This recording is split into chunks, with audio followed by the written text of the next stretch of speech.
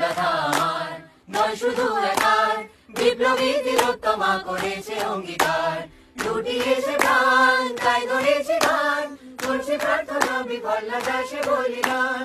আজ ঢুকছে সুপ্ত চেতনা, অন্ধকার হতে আলোকে হোক না পড়ছে না।